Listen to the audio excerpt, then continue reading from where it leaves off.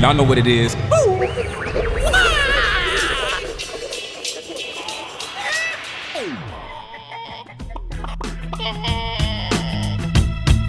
everybody, and welcome back to Eggs. This week we have special guest, SEO wizard and entrepreneur, Vikas Singal.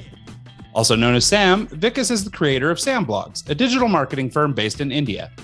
Unlike your typical SEO agency, SamBlogs creates a unique experience for their clients that addresses their challenges and caters to their business needs with clarity, simplicity, experience, and most importantly, honesty. From a small village in India and with a background in mechanical engineering, Vikas has long been entrepreneurial. In 2008, he started his first marketing agency in Mumbai, which unfortunately, or fortunately, failed. It was a devastating experience at the time, but it also became one of the most profound learning experiences in his life. Just a few years later, Vikas discovered digital marketing, and with that, he'd realized he found his calling. Working independently at first, then rapidly growing, he discovered he had a unique understanding for SEO, or search engine optimization. He developed his knowledge and in short order launched SamBlogs, which has become one of the top digital marketing agencies in India. It's been a wild ride and we can't wait to dig in. So joining us today for a conversation about the importance of blogging in a company's SEO strategy, things that any business can do to improve their SEO today, how to know where your business stands currently from an SEO perspective, and so much more. Please join us in welcoming to the show, Vikas Singal. Hey Vikas, how are you, man? I'm doing good, man. How are you guys? So good. Thanks so much for being here. Yeah, we're looking forward to the conversation. Yeah, same here. Thanks for having me here, man. Yeah.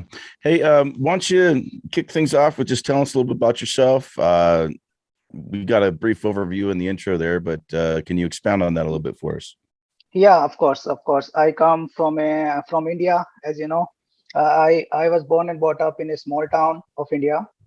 Then I did my schooling, all my schooling there in the small town. Then I prepared for the exams to come out of that small town, and then I got admission in Malviya National Institute of Technology, Jaipur. It is a bigger town. I got admission in a prestigious college in mechanical engineering branch. So basically, I started my career as a mechanical engineer. I appeared for some interviews with big companies, and I got selected in one of them.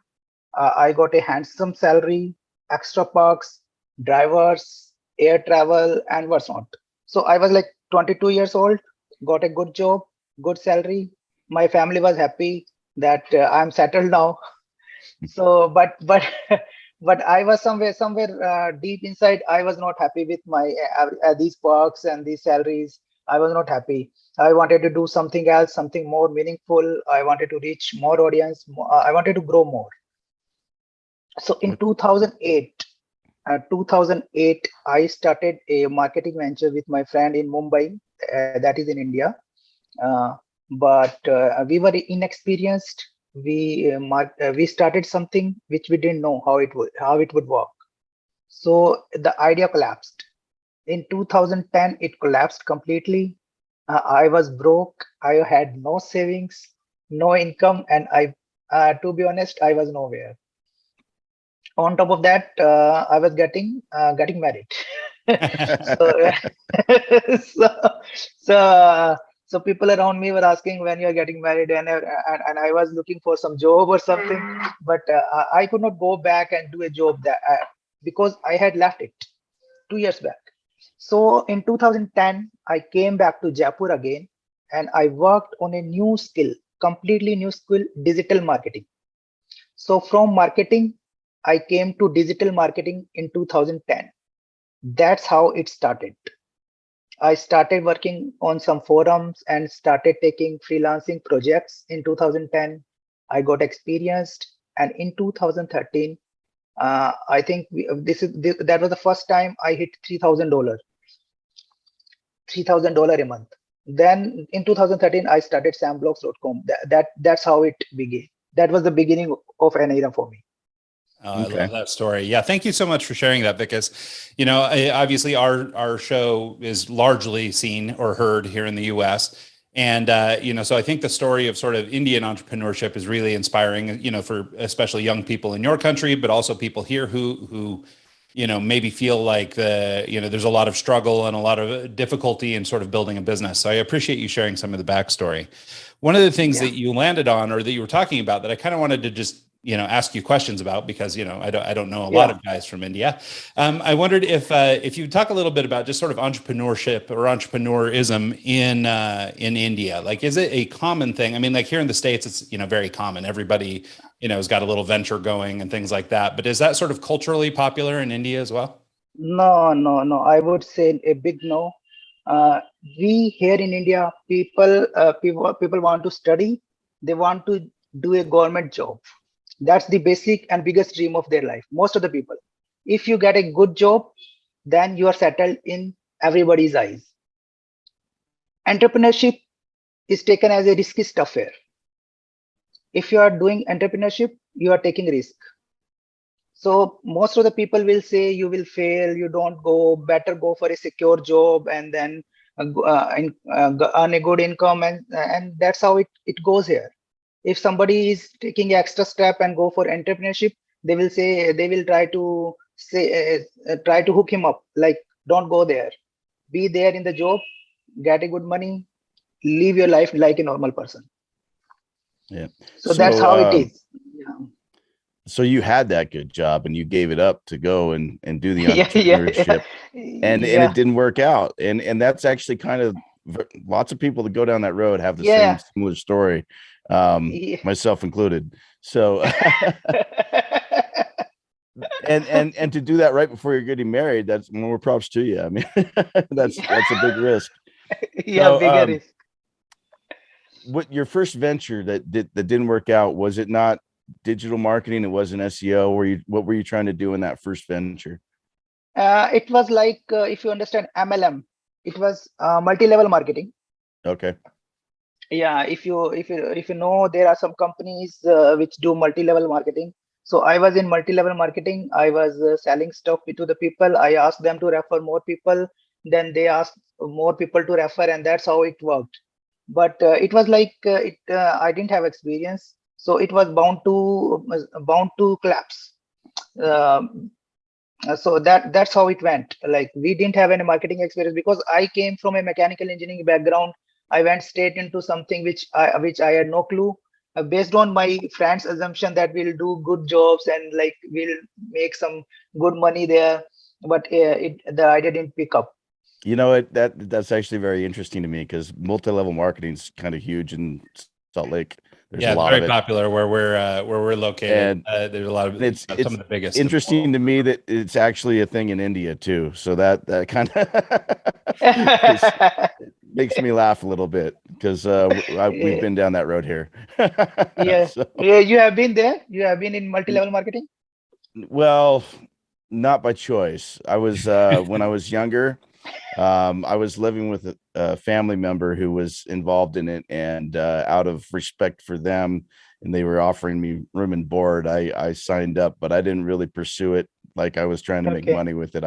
I signed up just to say, hey, I'll help you out. That would wash my hands of it. So. Yeah, no, like Mike's saying, I mean, some of the biggest MLMs in the world are from right here in Utah. So it's pretty funny that that's where you started. One of the things I wanted to talk to you about, though, was sort of, I guess, the bravery it took in two different ways. First of all, taking off from, I guess what is expected of a young man in India is you go and find this good job. You found a good job, and as Mike noted, and you described, you left that position. Obviously, that's an act of bravery or an act of rebellion. I don't know, one or the other. But then also, I wanted to explore with you just the career pivot, right? You went into school to be a mechanical engineer, but you went totally a different direction. And so I just want to talk to you about sort of the bravery it took first to become an entrepreneur. And then second, I guess whatever it was that pushed you or gave you the energy to switch to another field that you really didn't know anything about. Yeah. First, if I go back into those days, job was my first priority. I got it. I got the highest paid job in my college. Only 3 people got selected in that company. I was one of them. So I was in highest paid job. I did 2 years job there. But what I felt is I can do better if I utilize my potential somewhere else. I can do 2 times, 3 times easily, and I can have a better life, better control, and I can change a few of people's life as well. I can. It's not just about me. It was not like I don't want to work. I didn't want to work. I didn't wanted to do a job. I wanted to do a job, but I thought I can do better. I have this potential in me that I can change few lives. So it was a kind of bravery, and it was my mindset that I can from here I can change few people and I can change few lives. So I decided I can go into a different field, irrespective of what I have done in the past. I one of my friend who was in marketing already, multi-level marketing, he introduced me to MLM, and he told me like there is huge potential in this company, and you can we can earn a lot. Obviously, money is the first motivation for me. Was the first motivation for me. Then it didn't work. It was like it was not the end of the road. I thought there will be more chances, and somehow I came to know about SEO, search engine optimization. And then one day I was sitting and I was having a clue, and I was surfing a forum, and I just talked to 2 3 people, and one of them gave me a job. I was zero. I didn't know anything. He gave me a writing job. I took it and did it. I because I had good writing skills. I delivered it. I got somewhere around $20 if I remember it correctly. $20. Then again a few days later, I got a client and he gave me a writing job, and I got few more dollars. Then I understood if I can earn $20 30 like a day, then I can easily crack it. Just not about content writing. Then from content writing, I went on to check other aspect of SEO, how it works, how people share things on Facebook, and how they do social media management, how they get backlinks, how one-way links are made. I kept on getting the knowledge, and then about 2 3 months later, we made a package, one-way link package, and then started selling on a forum, and I started getting orders. I was alone. We were two, 3 people, and then we were doing all the job. We were getting the clients. We were communicating with the people, and then we were doing all the job ourselves. We're delivering the work. We are doing the communicating with the client, and we were working all ourselves. Then we thought like if we can hire some people. They will do the job. We will talk to the client, and they will deliver the job, and we can that's how progress. So that's how it the vision came into my mind.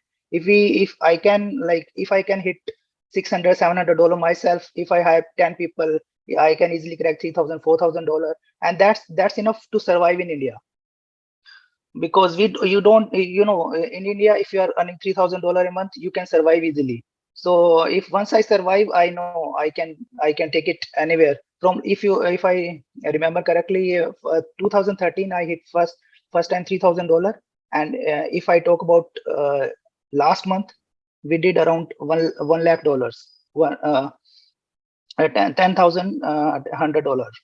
So that's how far we have come, just because of the mindset and the eagerness to grow and the passion. I like that. The passion and the eagerness to grow is vital and key in succeeding as a small business owner. You have to have the drive to get out and get up and actually do it every day. If you don't have that, what's the point? Yeah. So let's talk about you have 2 websites currently at the moment. You got SamBlogs and you got Gronal. Is that how it's okay? Which one came first and which one kind of started the ball rolling? Was it Gronal? Yeah, no. It is SamBlogs.com. Gronal is still in the pipeline. We have not launched it properly. Just it's the pipeline. It will be like digital products. SamBlogs.com is our main agency. We provide SEO packages through SamBlogs.com. Okay. If you go, we have free website analysis. We have on-page services, off-page services. You will find so many services on SamBlogs.com. For Gronal, we have other plans. It's still in the beginning stage. Yeah, I gotta say, I like the website. Thank you. The color scheme looks good and it's very clean. So Thank you, man. All right, let's talk a little bit about SEO. We've covered it a few times on our show. We've had a few experts. Yeah, okay. Okay. It's something that I kind of enjoy talking about. I don't know that Ryan, do you enjoy it, Ryan? Well, I like it. My thing is I'm not particularly good at it, right? And so I really like these opportunities to sit and learn because to be perfectly honest, I'm just not that great at it. You know, I do like to write, I do things like that, but I know that a big part of search engine optimization is not just saying words or writing articles, but rather writing articles with a purpose or with strategy in mind to build SEO. So maybe we just start at the beginning with this conversation, which is just, can you explain what is SEO in your mind and how business owners should be using it? If you, I'll start from very basic. SEO, as it stands for search engine optimization. You are optimizing your site for search engines. And if I talk about search engines, 80% of people know google.com. Right, they don't. We don't even know 20 other search engines. Right, when we say search engine, it means Google. You are optimizing for Google, right?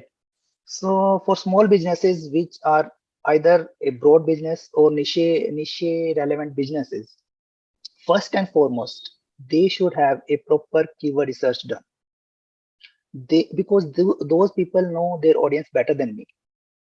If I talk about you, you know your audience better than me. You can give me an idea what audience you want to target, what people you want to reach, what age group you want to reach, what is your location preference. You want Indian audience, US audience, Canada audience. So you give me a brief about your site, your target audience. We do a research. We do a proper in-depth research based on your audience input, based on your input. Then we'll provide you keywords. High traffic keywords, there will be high traffic keywords, there will be less traffic keywords, there will be less competitive keywords, there will be less competitive keywords. So you can't target all of them in one shot, right? If you target 100, 200 keywords in one shot, it won't work. So we basically, for a small business which is starting out, I would say we start from a low hanging fruits. They're like long tail keywords which are less competitive, but they will start giving you traffic. So that you invest some money, you will start seeing the organic traffic very quickly. So that's the first and foremost thing. Get the keyword research done properly. If you know the keywords, you are at the first step in SEO. Second, content creation. Content is the key. If you have content which is prime as compared to your competitors, you have higher probability to rank.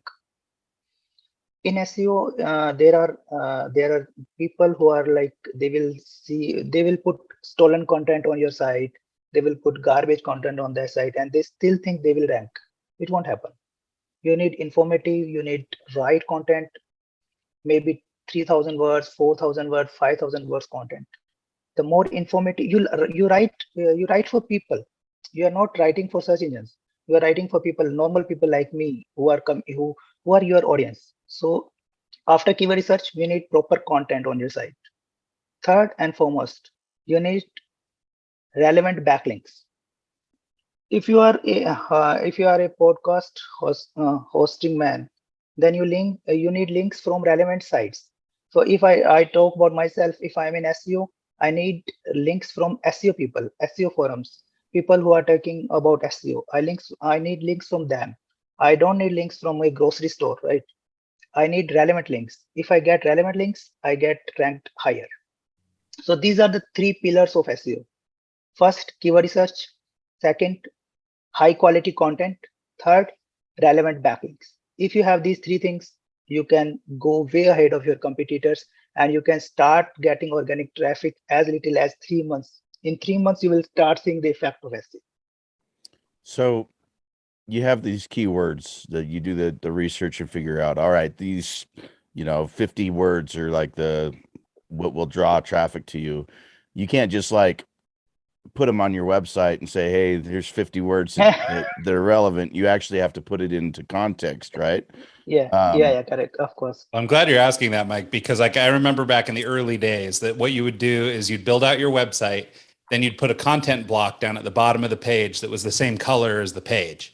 And you I actually did that a few times. It's 5,000 keywords that were all in white against a white background. And that was the trick. That was SEO. So I'm glad you're asking about the modern approach. Yeah. That was like in maybe before 2010, it was called SEO. After nowadays, this is AI algorithm. Google has become so smart that if you want to outsmart it, you have to be real. You can't fake it. If you think you hide the content, if you stole the content and put it on your website, it won't work. You will get a penalty within a few weeks. So if you talk about today's SEO, it's not just about putting all the keywords in one article. It's not about that. It's really you are optimizing for intent, query of the search person who is doing search. You have to optimize for his query, his real query. If you are not answering it, you won't rank it. And to answer it, you have to have experience. You have to have real content in the title, and it will be in your H1 tag and in topics, and even video. In videos, you can put all the content. So if you put the content in the right way, you are bound to rank. So by the right way, you're talking about like if you have an image, you need to have an alt tag. If you have if you don't have that, Google actually realizes that it's not good for people who are blind, so they rank you lower. Correctly? Is that kind of how it works?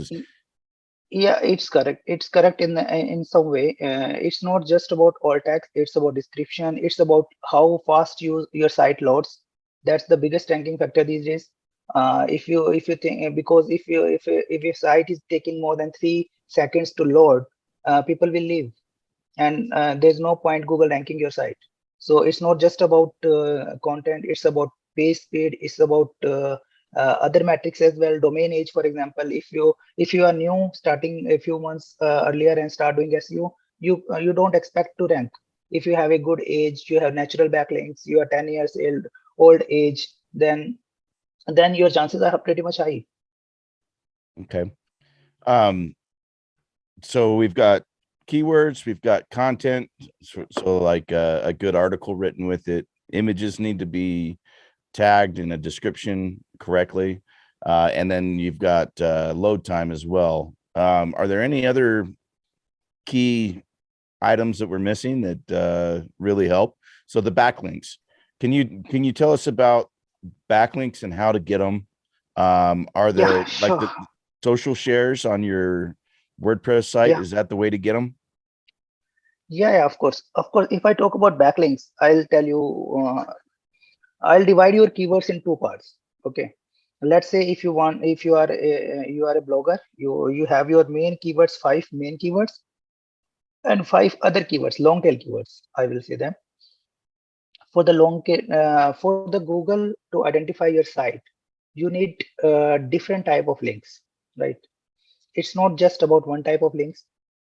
You need different type of links. One, diversity links. Diversity links, as the name suggests, come from variety of sources. Like few of the links coming from Blogger, few of the links coming from article directories, few of the links coming from Facebook share, few of the links coming from Twitter share. So these are like social shares, blogging. These are free sites. Like if I can go and make a link there, I don't need your permission. Like if I want to make a link to your site, I can go to Blogger and make a link. I can go to Facebook and put a link. These are like diversity links. Anybody can go make them freely. If you want to do, you can do it, right? These are simple, easy to gain links, but they have low value. They are for diversity purpose, right?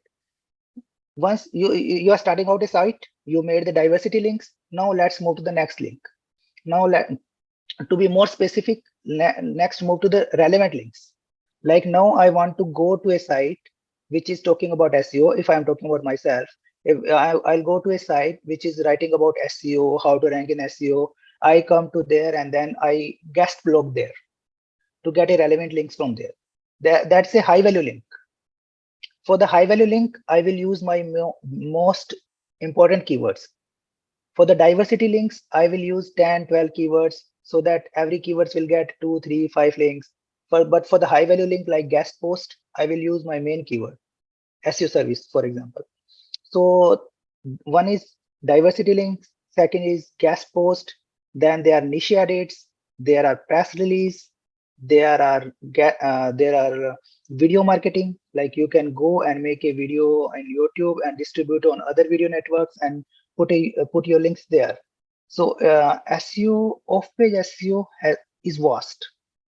It's not just one about link. It's variety of links coming from variety of sources, and then there are PBNs. Have you heard of PBN in SEO? PBN? No, that's a term I don't know. Yeah, PBN stands for private blog networks. Private blog networks. Okay. So for example, you want me to make some high quality links, but at the same time, you want your competitors not to know about those links, so that he can try to dig your links, but he won't find out your links. So this is called PBN, private blog network. We buy those domains through GoDaddy. We make a beautiful site based on your niche. We host them on different servers. Let's say I'm giving you 60 PBN links. I'll buy 60 domains. I'll buy 60 hosting. I'll put each domain will have a different theme, different plugin, and on each domain I'll put a relevant article based on your site and link back to you. And then this PBN will be hidden. This will be hidden from popular crawlers like Ahrefs, Moz. They won't be able to crawl it. So if your competitor will go and try to dig your links, he won't find out this. Why, So this is yeah. So why would it matter if Moz is crawling and trying to find your links? That wouldn't more the merrier be a better thing, or is it like what would they do with those links? No. It's not about Moz. It's about your competitors, so that they don't know about your links. It's not. Is that just to stay competitive? You know, for example, like if my competitor was able to dig through and find all my links, and then they started using the same links or going to the same websites, would we then be fighting for competition or competing for a spot in Google's ranking at that point? It can be, because if you are in SEO, you know about these links. Like if you have never done SEO, you don't know this link exists. If you know about SEO, you have been doing SEO 2-3 years, then you will try to find out what are the PBN links. I want to get those links. These are high quality links. Everybody is talking about them, and everybody is getting a good ranking impact because of those links. So then in that case, you might go for PBN links from me, few PBN links from somebody else, few PBN links from somebody else, so that you can still remain ahead of your competitor. Okay. Yeah, no, that makes sense. I wanted to ask you, so for a lot of businesses, especially small businesses, you know, SEO seems like one of those things that you do when you're an Amazon or you're a Walmart or something, and you're competing at a global level, right? And I think, you know, there's probably a lot of range where, you know, mid-sized businesses are starting to recognize the need for SEO. But as a small business owner, like how do I even know I need it? Like, is there a way for me to, I guess, assess where I stand presently and then, you know, make a determination that I actually need to engage with somebody, or I need to start making some steps in SEO? Yeah, good question. First thing is, small businesses are not aware of it. When you start off a business, you think I need Google Ads because it will drive me traffic and I'll get some sales. But if you really put money into Google Ads, you will be paying so much money and you won't be getting a good ROI. If you do put the same money in SEO for a year, you will be getting 10x traffic, at least 10x traffic. But if you're not experienced, you are going to go to Google because it's more known channel, right? Everybody knows about Google Ads, everybody knows about Facebook ads, everybody knows about it. But if you know about SEO, if you learn it, you can really get 10x of ROI if you are putting in money in SEO as compared to Google Ads. So that's the basic idea. Most of the people who are starting SEO, they don't know.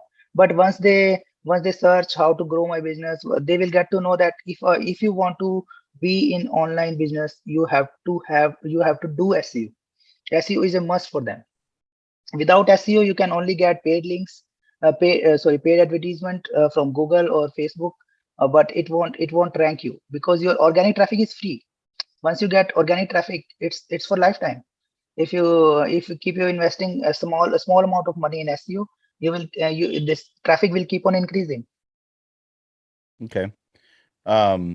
Is there a way to audit your site? Is there like a website you can go to and say, hey, how am I doing on SEO? Or is that something that you do for your clients? Yeah. We offer free audit. For example, if you want to do SEO, you are not sure about what should be fixed on page, what should be off page activities we should be doing, or what should be what happens in that case. Normally, people ask for free audit. We audit it through and check their main competitors, what they are doing actually, if they are ranking for high ranking keywords, and how much traffic actually they are getting. If they are getting x amount of traffic because of SEO, then we'll make a full audit and give you a suggestions based on that audit, that these should be changed, this title should be changed, this content should be changed, loading speeds should be changed, and based on other data we'll recommend you a plan. Like, we need this much of diversity link this month, we need this much of PBN this month. So based on that plan, we'll give you a tentative figure. Yeah, let's say $300, or let's say 500, maybe $1,000. In 3 months, we should be able to double your traffic. So that's how it happens in SEO audit. Okay. Once you've done the audit, how much of the work that comes from the audit is then done? Like, I mean, do you guys do that work, or does the company that you're working with need to do it in-house? Like, who actually makes the changes that you recommend? Yeah, sure. For the on-page part, if I talk about the on-page part, if I have to talk about your title, for example, title, I won't go and make those title changes, on-page changes. I won't make it. I'll give you a sheet that we need this title on the site. We need this content. We need this keyword density in the page, or if the site is not loading properly, we have to reduce the image size so that it can load fast. So those on-page changes has to be done by you. For the off-page part, for the backlinks part, it will be done by our team.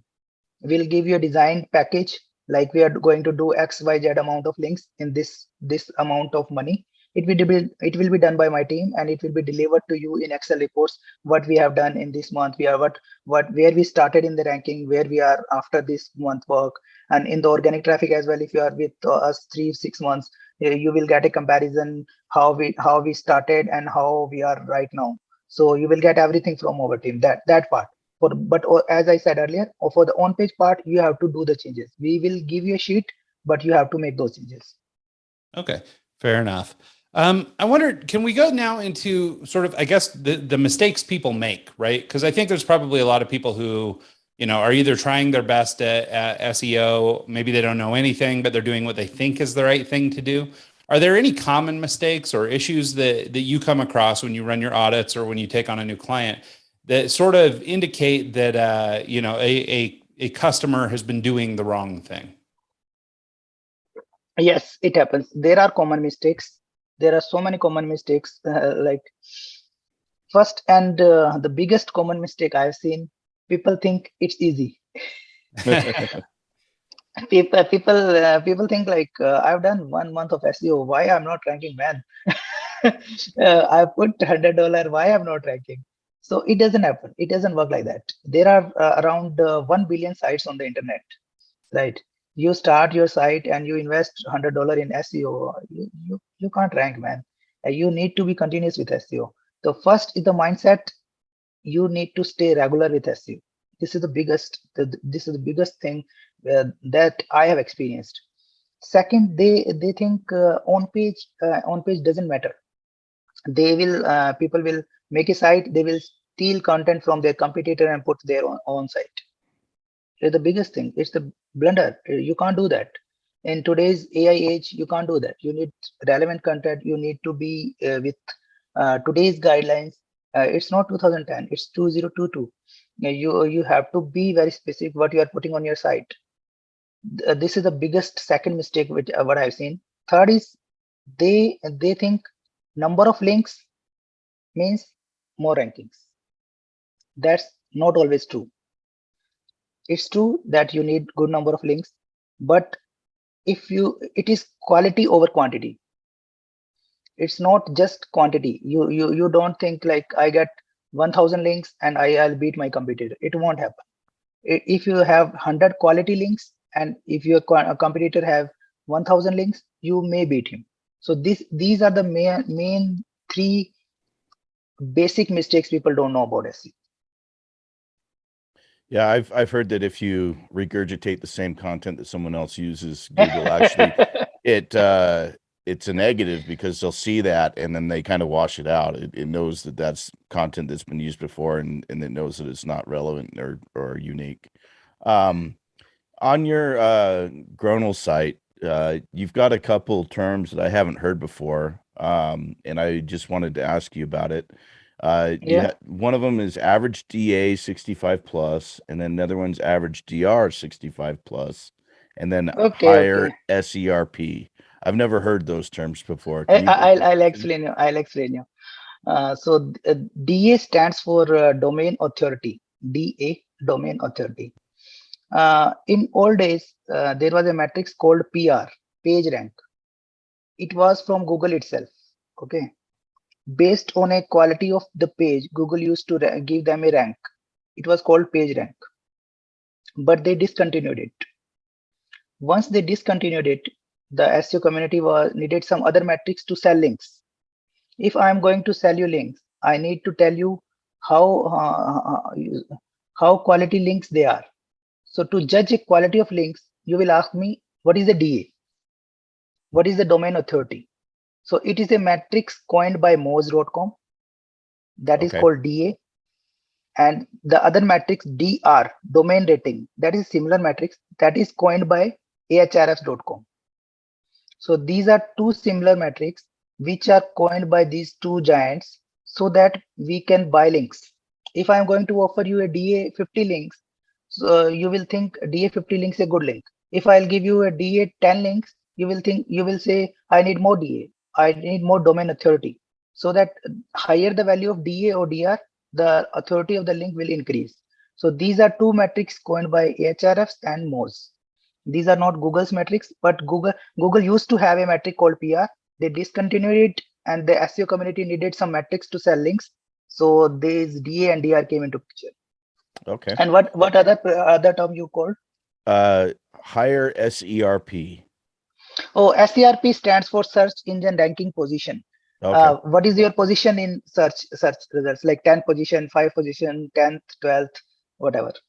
Okay, that makes sense. So we give you a higher rankings like 1, 2, 3. So you've mentioned Most a few times. Have you read his book, Rand Fishkin's book?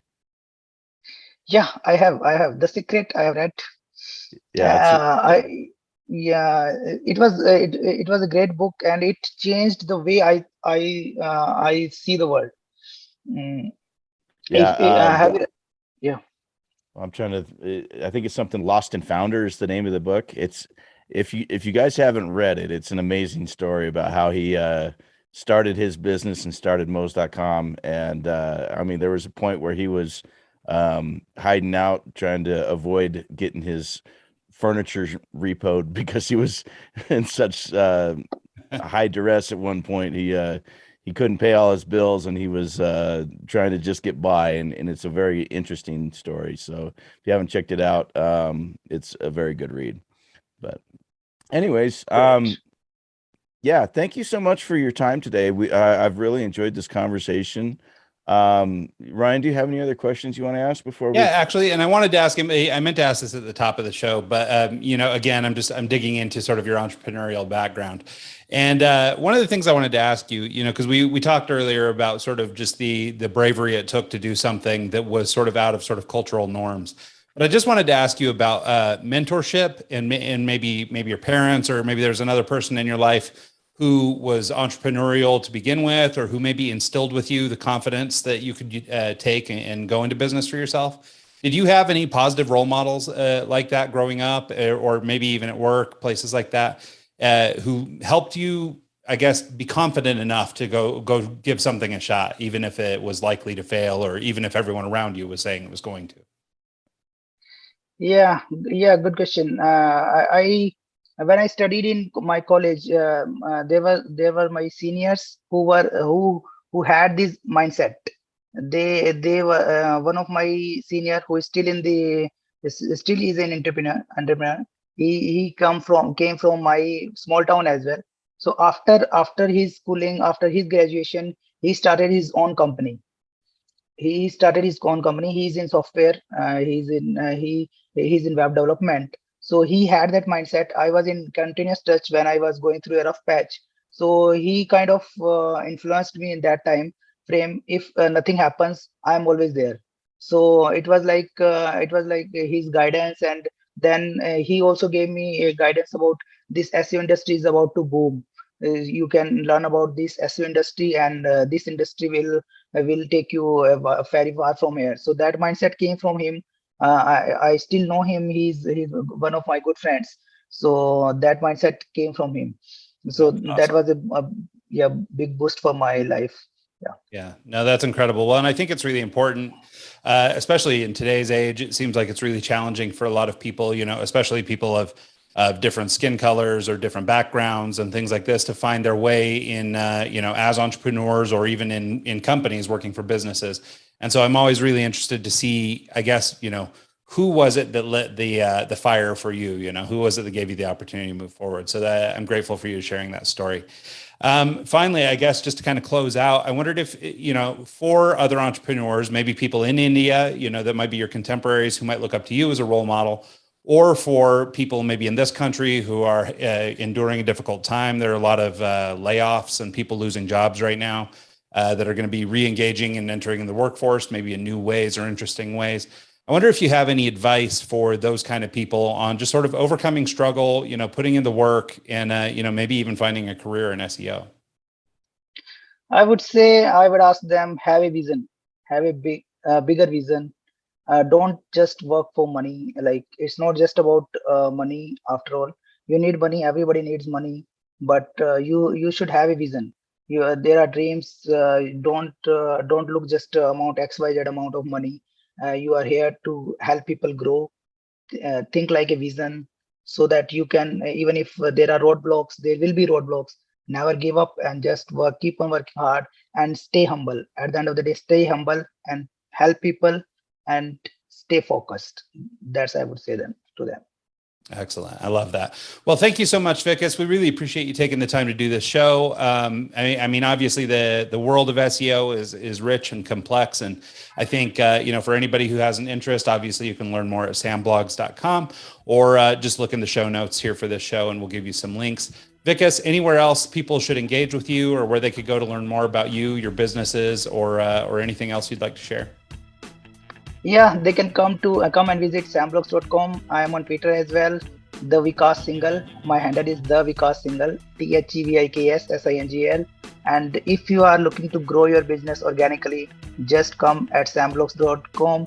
Get the free analysis done and see how you can grow how we can grow your sales. Excellent. Well, thank you so much, Vikas. I appreciate it. And thanks so much to everybody who tunes into the show this week and every week. And we'll see you guys next time. Thank you so much, man. Thanks for having me on your show. Thank you. Absolutely.